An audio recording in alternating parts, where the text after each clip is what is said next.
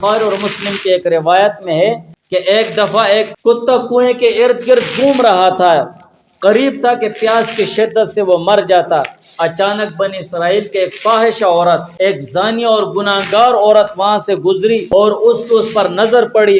اس نے اپنا موزہ اتارا، اس موزے میں پانی لیا کنویں سے اور اس پیاسے کتے کو پانی پلایا۔ اس کی وجہ سے اللہ تعالیٰ نے اس کی مغفرت فرمائی۔ بس یہ اللہ تعالیٰ کو اس کا یہ عمل پسند آ گیا ہے۔ تو ان واقعات کا مقصد یہ ہے کہ حضور علیہ السلام نے ایک اصول بتا دیا ہے، لا تحقرن من المعروف شیئا، کہ کسی نیکی کو بھی حقیر مت سمجھو۔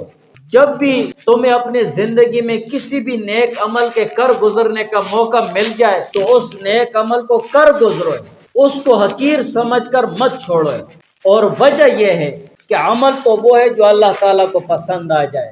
شاید تمہاری نظر میں اور تمہارے خیال میں جو یہ عمل ہے تم اس کو حقیر سمجھ رہے ہو، چھوٹا سمجھ رہے ہو، لیکن ہو سکتا ہے کہ تمہارا یہ عمل اللہ تعالیٰ کو پسند آ جائے اور اللہ تعالیٰ تمہاری اس پر مغفرت فرمائے۔